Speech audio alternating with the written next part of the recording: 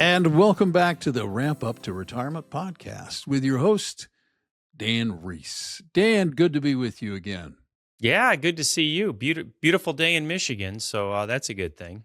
It's been a glorious, glorious couple of days here in New Jersey. I got to tell you, man, it just been like 60 degrees at night, mid 70s, upper 70s during the day. The only thing we need, I think you probably need the same thing. You probably need a little bit of rain, and then we're in good shape. Yeah, till it comes all at once. That's why. No. I don't want 40 inches. I just want a couple of inches. An inch here, an inch there. That kind of that would be helpful. So I'm looking forward to this show because this is a topic that a lot of people they finally find it a little uncomfortable. Maybe the idea that it's like they've been working with a financial advisor and they're thinking, maybe it's time to make a change here. Dan, that cuts across a lot of things because people have relationships with their advisors. So why do you want to address this topic? Yeah, this is a tough one. And so just to kind of set up the narrative right away, this isn't telling you, hey, fire your advisor, come work with someone like me. That is not what this is at all. Like what this is really, I wanted to do a show where we could kind of help people understand what good planning looks like. You know what I mean? Kind of like what are things that are being addressed? What are the benefits of addressing these things?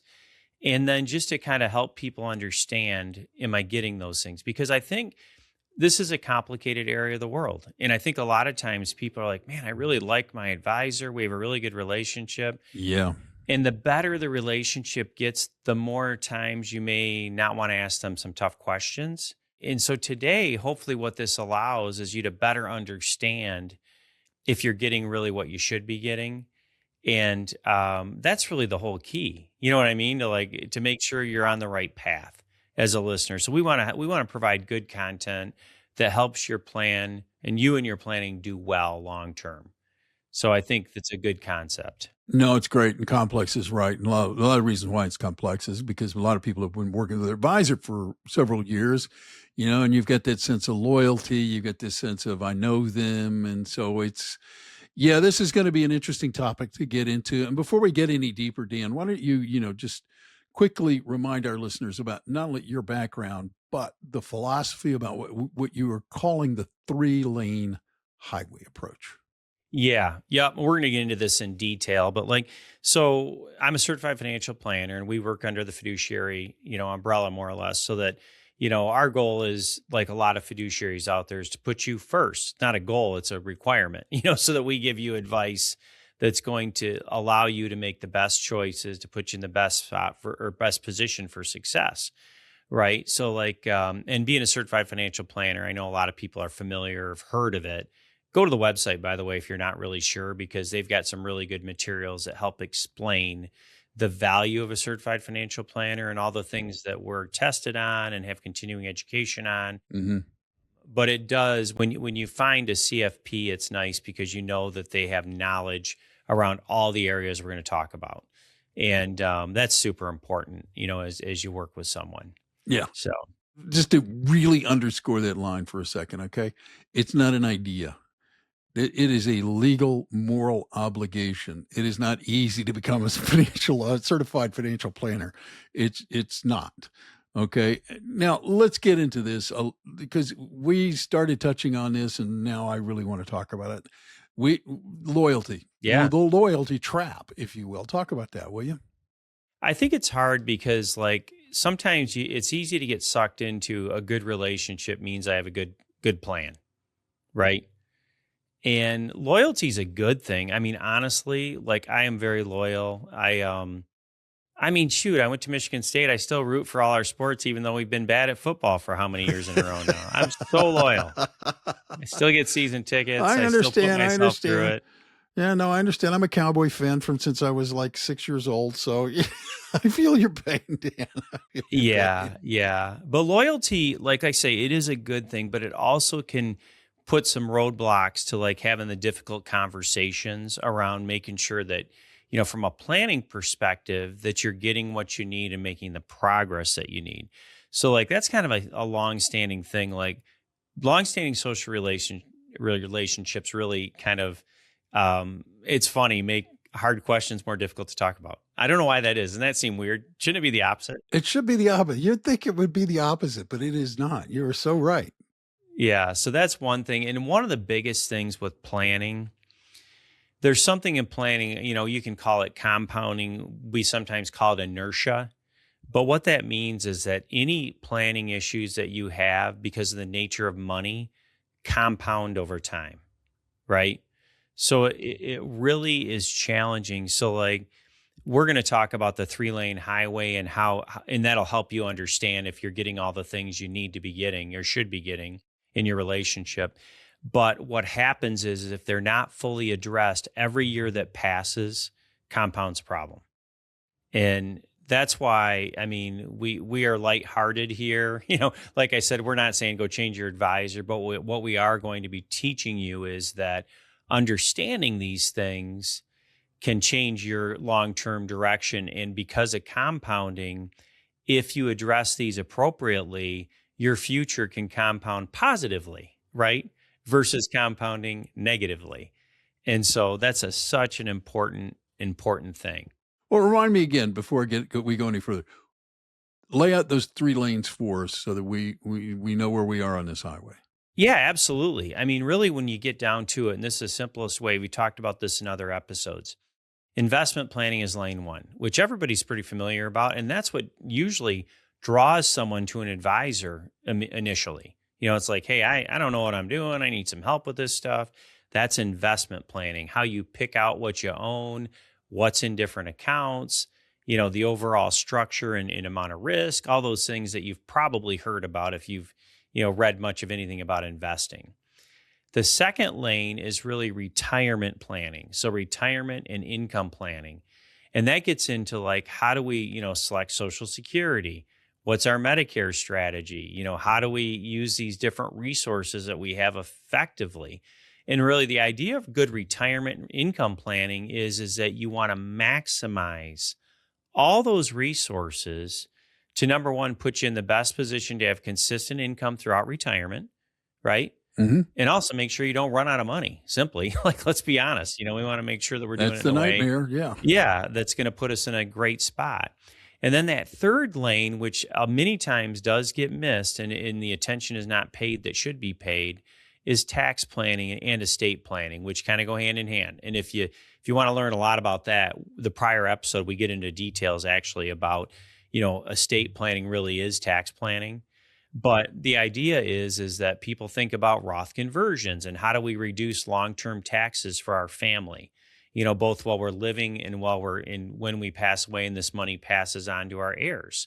So that investment planning piece is the third lane of the highway. And it's extremely important, because really, if you don't have all these things working together, I can tell you you're probably missing major opportunities for success.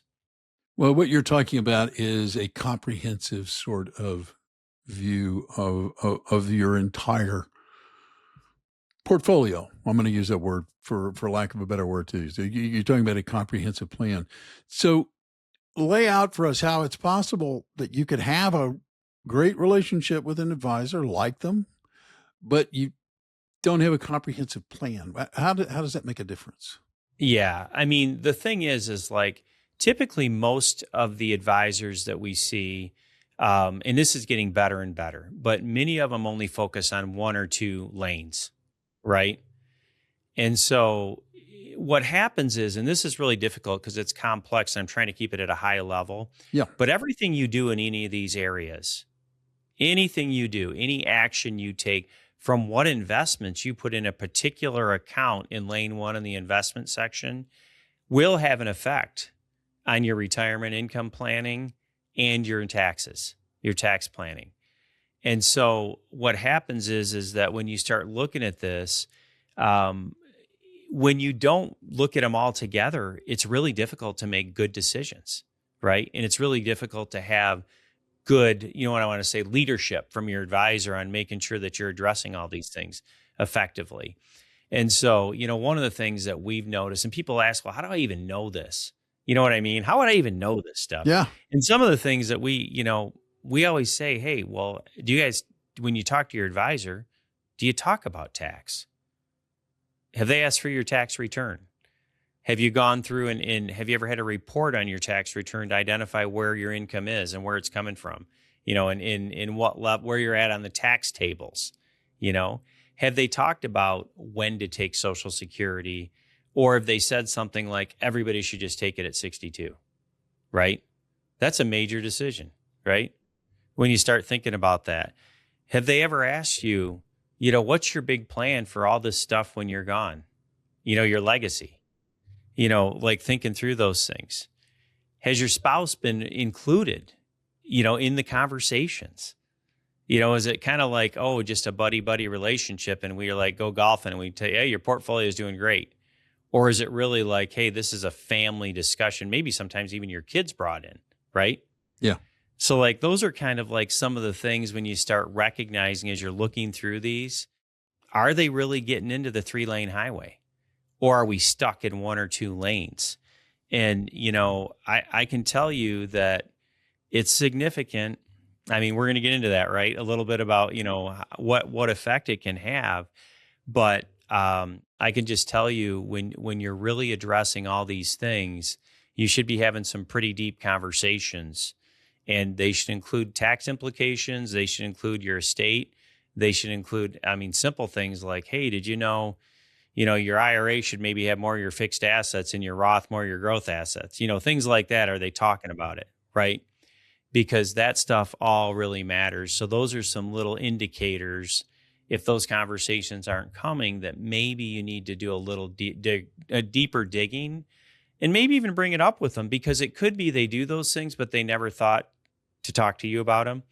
But that may be a bit of a warning sign too. Yeah, now, I've got a lot of questions, but I just want to add a personal note here, Dan, and I know you share my feeling about this. I personally think that if you have a financial advisor, you should be including your spouse, you should be including your family, and the spouse should want that. And the financial advisor should want that, because not only is your planning comprehensive, your process should also be comprehensive as well. So that's Bill's personal editorial note here thrown in. Yeah, Bill, I think something like, when you think about some of the choices you have to make in all 3 of these, all 3 lanes, think about the question of, hey, I've got this pretty decent estate I've, kind of built over my lifetime. And I really like my church and I really want to do some things. Like, that's a pretty important discussion that should include everyone, just like you're saying. That shouldn't be, like one person making a decision for the whole family, right? That should be stuff that's important. And so I think what you're saying is so true when you start thinking through those different areas of planning. It's emotional. Yeah. It's based on your values. Right. It's not, hey, did I get a better return than the market this year? Or did I do worse? That's really not the most important thing, at least from my perspective. No, I couldn't agree with you more. But that having been said, there are some practical things that we really, that both, that everybody should be talking about.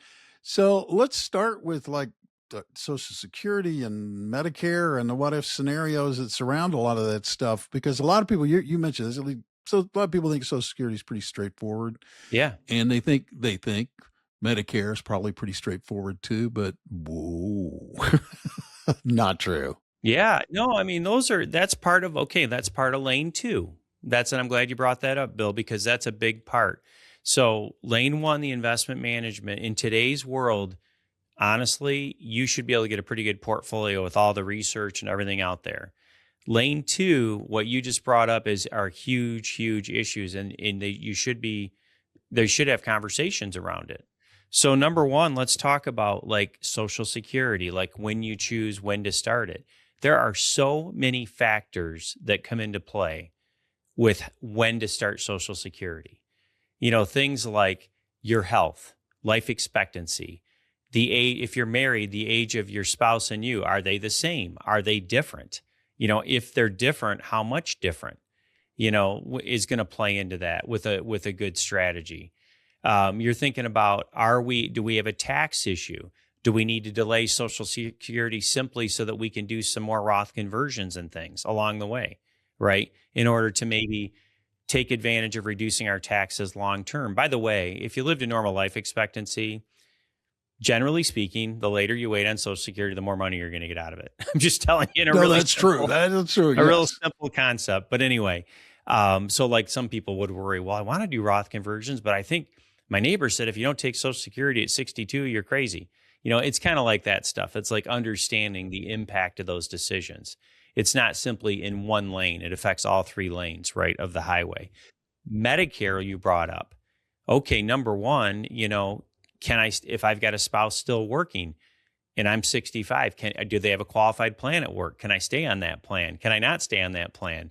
If I don't, if maybe that's not a qualified plan, I didn't realize it and I try to stay on it, am I going to have a Medicare penalty ongoing once I do, start Medicare? Yes. There's a lot of questions around, do I take Medicare Advantage? Do I take a traditional Medicare supplement, right? And these are family discussions because health is so important. I mean, understanding what kind of coverage you have and what kind of choices you have in that area are massive. Can I go to the Mayo Clinic? Can I go to the Cleveland Clinic if I have a major issue? Or am I in a plan that doesn't allow that? I think if you just talk to one person, going back to what you said, and not the spouse, that could create some pretty significant issues long term. I don't want to be in a room for that one. You are right. No. Yeah. And I mean, even like what we call what if scenarios, like unfortunately, life doesn't always go as planned. And we're still in the retirement and financial planning kind of lane. You got to do scenario testing, stress testing. What if the market goes down the first year you retire? What if somebody doesn't live as long? What if inflation is higher or we need a long-term care, expense that comes up? Like that's all part of that. So those are questions going back to remember what we're talking about here. Is my advisor doing everything they should be doing for me? Well, you got lane 1 and lane 2 covered here. Let's jump over to lane 3 and the questions that you listeners should be thinking about and considering. Yeah. So one of the things when you think about tax planning, we live now in a world where many of our assets tend to be in pre-tax accounts. So that could be a substantial part of our portfolio is like in accounts we have not paid tax on yet. Absolutely. So understanding that in looking at that long term and saying, okay, how much tax are we going to pay out of this if we do nothing?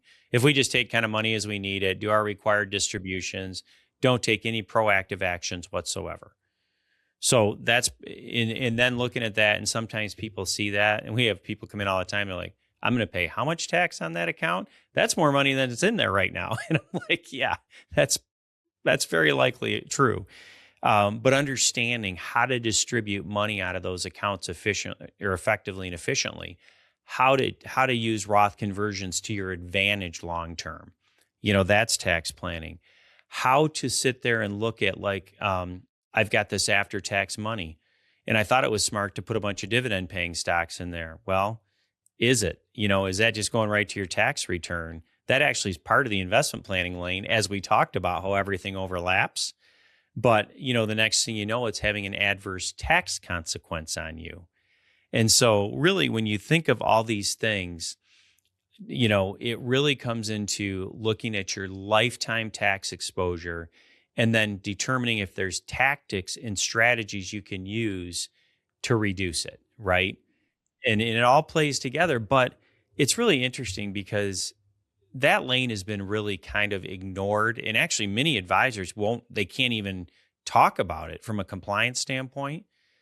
And it really puts people in a tough situation because, they don't have anybody to turn to. It's like you call the number, you talk to your advisor, like, well, we actually can't talk about that. You need to go to your CPA. And then the CPA is kind of like, I don't do tax planning. I do tax preparation. You know what I mean? So it really is tough.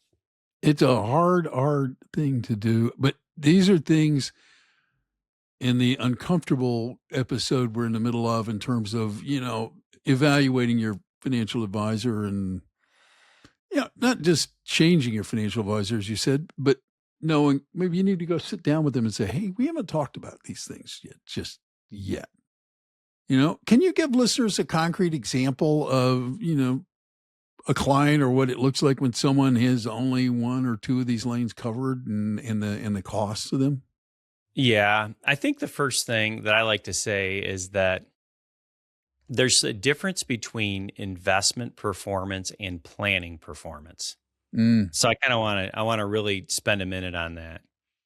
So investment performance, we can see pretty easily by looking at our statement, right? And I will caution you, that doesn't mean that your money didn't go down on a given month. That's not investment. That's not bad investment performance. I mean, markets go down some months. You know what I they mean? That's sure like do. Yep.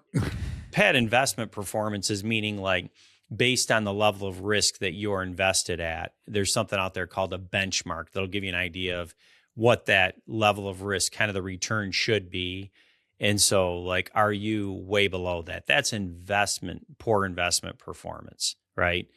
And so everybody wants good investment performance. I think it's just easier to understand. Plan underperformance has to do with these are the opportunities that exist for you from a tax perspective, a retirement income planning perspective, all these things to improve your overall situation. And oftentimes, plan underperformance dwarfs investment underperformance. And what I mean by that is that a good tax plan in some cases can save hundreds of thousands of dollars, right? Like, I mean, it's substantial. If you underperform the market by a little bit, yeah, you're losing some money. But if you pay way more in tax than you ever really should have, that is literally dollar for dollar out of your pocket and your family's pocket for no legitimate reason outside of not having a plan. You know what I mean? Yeah. That's like a big, big deal. I mean, understanding like tax location, like what you put in different accounts. Those are things like that's going to result in plan underperformance. I want to give a simple example. I think it's such an important concept. If you look at the three different buckets of money most people have, pre-tax, which is your IRAs, 401ks you haven't paid tax on yet, after tax, which is brokerage accounts, bank accounts, things you've paid your tax on already, and then Roth accounts, which is typically your tax-free account for most people, right? Understanding what goes in each of those accounts to effectively, number one, grow your money to give you the best after tax return. I want to stress that after tax return can add just an immense amount of money to your net worth. And because what people kind of forget is that your pre-tax account, every time it grows, your tax burden grows, like it or not only for you, but for any kids that you leave that money to. Roth accounts have the benefit of it's growing tax-free, so you want to grow the heck out of it, right? And then brokerage accounts, if you can really, kind of focus in on stocks that don't pay high dividends, but are going to have more capital gains, it's going to reduce the amount of dividends that go to your tax return that you pay tax on every year, right? Because remember, gains, you don't pay tax on until you realize them. And so building those up. And so just simple concepts like that, asset location, can make such a significant impact on your planning performance. See what we said? We didn't change our overall allocation. We didn't take more risk. We just changed how or what we put into different accounts. So the same return we get has a higher net after tax return. For someone who's, like 5 or 6 years from retirement, Yeah. what's their window? What do they need to be talking to their advisors about in that case? Yeah, this is the go zone, I call it, because basically you're still working, you're still making good income, you're still saving money, right? And so when you're 5 to 7 years out, what happens is you have the opportunity to really make adjustments to your savings plan, possibly start doing some Roth conversions depending on your situation. But years are power in planning. Like tax years are power. Because you know how we work in a January to December tax year. Once that year's over, you've lost any opportunity to do any kind of tax planning within that year. And now you're on to the next. And so with that, you can do so many things strategy wise. And so you should be talking to your advisor like, hey, let's look at where I'm going right now with my long-term tax exposure, on my retirement accounts. Let's look at my allocation. Am I risk wise? Am I in a good spot? Because maybe you're feeling like, I've accumulated a good nest egg. I don't want to be too aggressive moving forward, right? looking at things like, am I funding Roth accounts, or can I fund Roth accounts based on where my income is? Nowadays, even we've got Roth 401ks, a lot of people. Should I be putting money in those versus more in the pre-tax, right? So there's all these things that you can really hone in on 5 to 7 years out that can set you up to be in such a much better position. And then the other thing it does, and this is not something that's little, like you begin conditioning your mind on strategy. And so a lot of people that don't do that walk into retirement, they already have in their head what they're doing. I'm retiring on this date. I'm taking Social Security right then. I'm going to live off my bank savings till that's gone. You know what I mean? They have these ideas in their mind. Yeah. And when you take it 5 to 7 years out and you start evaluating your tax situation, you start evaluating your retirement income planning and healthcare, you start evaluating how your investments position, you start thinking that way. And so it's very powerful because it changes your framing. And when you change your own framing, what it does, it allows you to make better decisions, because these things that you were kind of anchored to because you didn't really condition yourself to over time become very difficult to not do. So some practical questions here. For somebody who's curious about whether their current plan has gaps, but they don't think they're quite ready to make any big decisions first, what's the first step for them? Yeah, first of all, I'm going to comment on that. The worst thing you can do is just run out and change advisors because you think, oh, yeah, I don't know if I'm getting what I should be, right? Do not do that. Do not make rash decisions with money, period. That's my big thing. Take your time. And the nice thing about advisors, as opposed to money, you can't talk to money. You can talk to advisors. That's right. Yeah. But, my thing is that what we've done, we've created what we call 30-minute strategy sessions. And this is a total gift. This is not a sales pitch. This is not come work with us. We're great. This is nothing like that.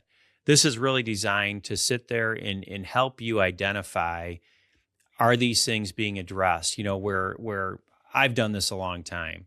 So the power is in the questions. I can ask you questions that are going to help you, understand if you're getting what you need, right? And my goal, like I said earlier, is just for everyone to get a good experience, to have a good planning experience. We can't service everyone, but I am happy for people that are listening to our podcast to spend a half hour with you and make sure that you have direction and you feel good about what you're doing.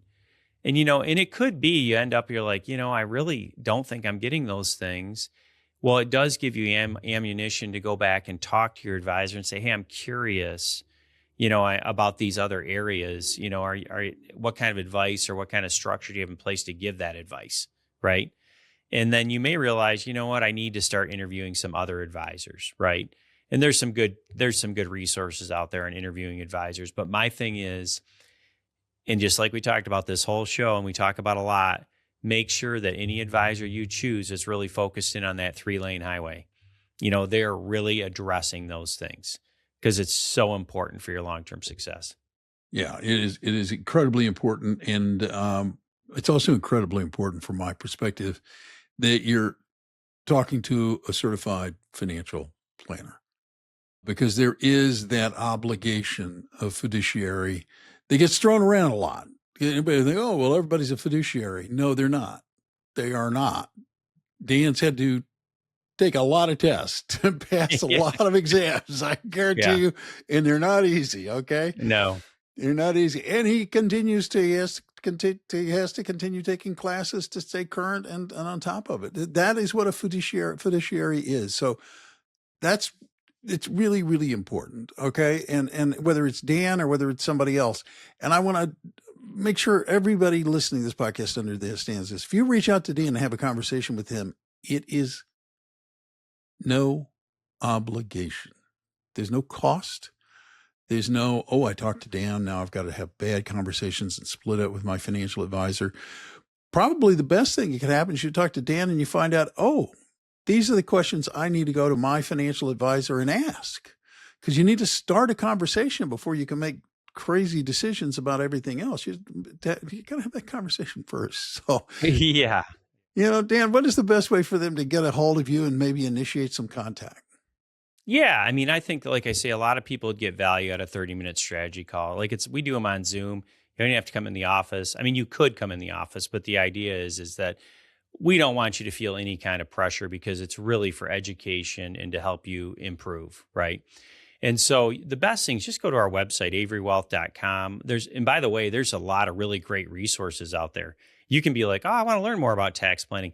You go to our insights tab. We got articles on tax planning, retirement planning, all three lanes, tax, estate, everything.